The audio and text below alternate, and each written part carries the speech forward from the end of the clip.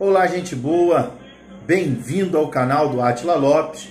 Fico muito feliz com você estando aqui conosco, participando. Aperte esse botão vermelho, inscreva-se no canal, dê o seu like, porque isso é muito importante para nós. E indo direto ao assunto, eu queria deixar aqui bem claro que eu não sou dado a certas militâncias. Porque, em verdade, no que diz respeito à fé cristã, eu vejo duas militâncias. Eu vejo aquela militância que quer a todo custo desconstruir a imagem institucionalizada que aquilo que se chama de igreja hoje tem. E existe uma outra militância que quer desconstruir a imagem, o entendimento daqueles que acreditam ou percebem que não precisam da instituição para poder viverem o Evangelho. Mas eu quero lhe dizer que nenhuma coisa e nem outra é viver o Evangelho. Porque o Evangelho, ele não vem defendendo bandeiras, mas também não vem demonizando as bandeiras.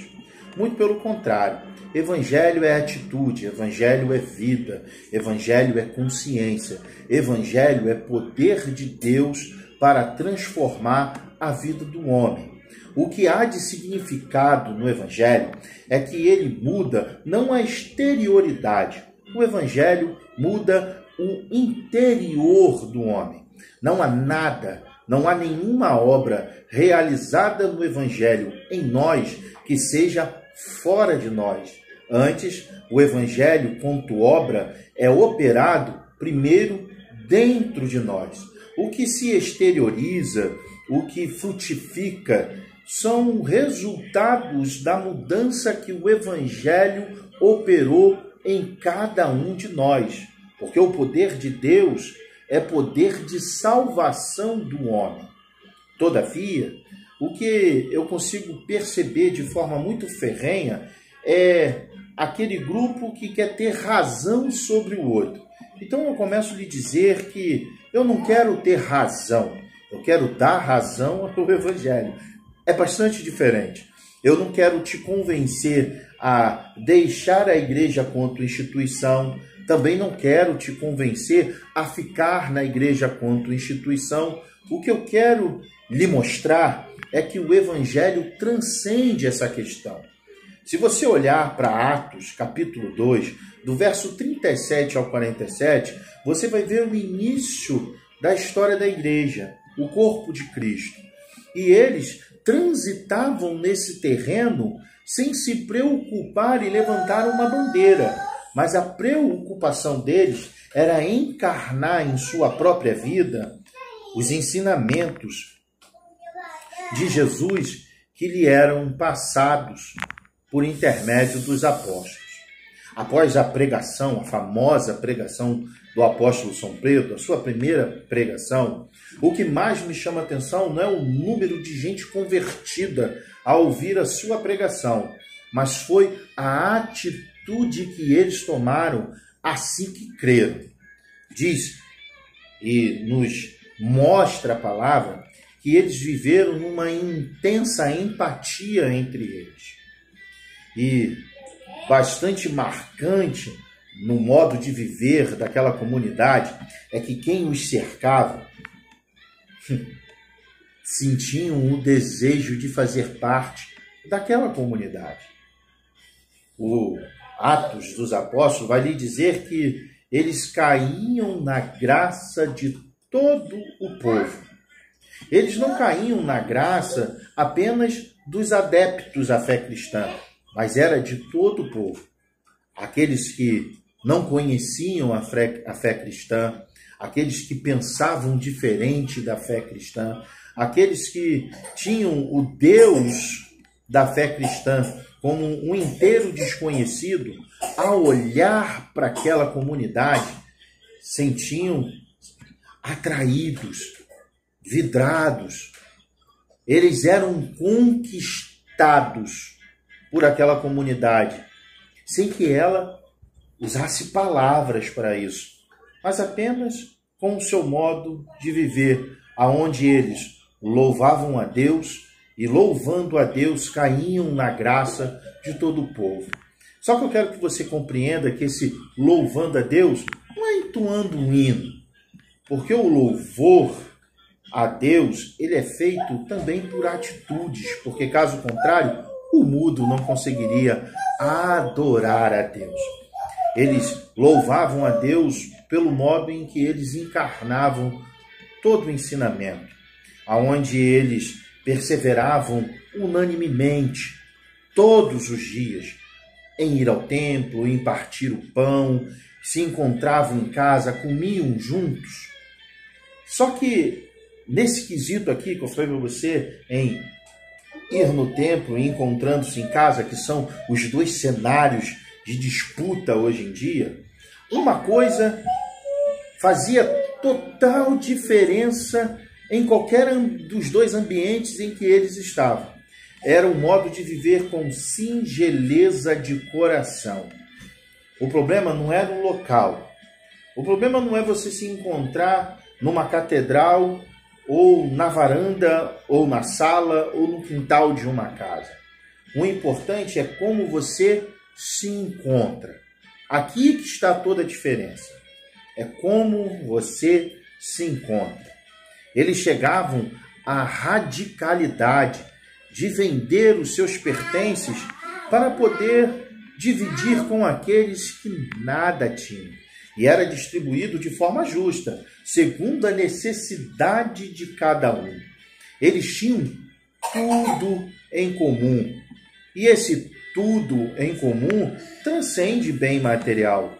Fala de perspectiva de vida, fala de percepção de vida, fala de fé. Eles eram unânimes, era uma só visão, era uma só interpretação, aonde o amor era o prumo do entendimento de tudo. Muito diferente nos dois ambientes que disputam a razão hoje em dia. Eu quero deixar bem claro para você que eu não estou aqui defendendo nenhum tipo de bandeira. Eu estou aqui apenas querendo que você compreenda que de tudo, o importante mesmo é viver o Evangelho. Existiu, bem antes de mim, um homem muito sábio que disse exatamente a mesma coisa, que o fim de todo homem é teme a Deus e segue os seus mandamentos. Isso é o que é mais importante. Então, querido, você pode estar dentro de uma residência ou numa catedral, vivendo o Evangelho, assim como também você pode estar dentro da catedral ou dentro da sala de sua casa, sem conseguir viver o Evangelho, ainda que reunindo e cantando louvores, ainda que pregando e tentando ensinar o Evangelho. Fato é, se o Evangelho de Cristo não for encarnado, o lugar, a frequência, as atitudes pouco importam. O importante mesmo é encarnar, é materializar, é se conscientizar do ensinamento. E convenhamos, há muito pouco disso observado, porque escuta-se a mensagem, convence-se dela e não se sai a amar o próximo, mas se sai a convencer os outros de que a visão adotada é a correta. Usa-se Deus como slogan ou a via de se concretizar desejos e pensamentos e anseios, quando na verdade aqueles que ouvem o Evangelho e creem nele saem amando pessoas, porque essa é a vontade de Deus. Essa é a verdadeira vontade de Deus. Deus não está preocupadíssimo ou desejoso que saiamos por aí criando uma grande comunidade. Deus quer que saiamos por aí vivendo o Evangelho, amando cada criatura que cruza o nosso caminho, amando cada traço da criação de Deus. Logo, eu chego à compreensão que, para se gostar da obra de Deus, Ou melhor dizendo, antes de começar a ler a Bíblia, as pessoas deveriam aprender a gostar do sol, a gostar de calor, gostar de frio, gostar de chuva, gostar de cachorro, de gato, de papagaio, porque tudo isso é criação de Deus. Deveria-se, antes de começar a ler a palavra, aprender a gostar de gente, porque esta é a coroa da criação de Deus. E é a partir daí que você compreende toda a palavra. Desde Gênesis, você não vai ver nada que Deus não tenha feito com amor e por amor. Você não vai encontrar nenhum outro sentido em qualquer ensinamento, quer seja ele da nova ou da antiga aliança, que não esteja inteiramente consubstanciado no fato de se conseguir amar o próximo. O dia que isso for descoberto, toda essa discussão acaba. Vai acabar a discussão porque tanto faz o cara que decidiu viver a vida dele e os seus encontros de forma institucionalizada ou de forma informal. Porque uma característica do amor é o respeito. E iremos aprender a respeitar a decisão de cada um. Porque, em suma, o importante mesmo é viver com amor e singeleza de coração, quer orando no templo, quer se reunindo em casa, quer orando em casa, quer se reunindo no templo, nas praças ou qualquer outro lugar. O importante mesmo é fazer da singeleza e do amor verdadeiro as diretrizes da vida. A igreja, quando igreja, ela cai na graça do povo e é perseguida pelo religioso. Quem perseguia a igreja eram os fariseus, eram os escribas, eram os religiosos do seu tempo. O povo era tomado por graça quando observava a igreja de Cristo Jesus. Quando observava as suas atitudes, as palavras concretizavam tudo aquilo que os atos já haviam convencido. Enquanto isso, a religião perseguia. Logo, eu entendo que uma marca característica de todo aquele que é perseguidor é ser religioso, porque todo religioso é perseguidor. Logo, se persigo o institucionalizado, não passo de um religioso. Se persigo o que não tem institucionalidade nenhuma no seu modo de servir e adorar a Deus, eu também não passo de um religioso. O meu convite, seja do Evangelho. Seja do Evangelho. Você não precisa convencer ninguém com palavras, tentando ganhar com argumentos.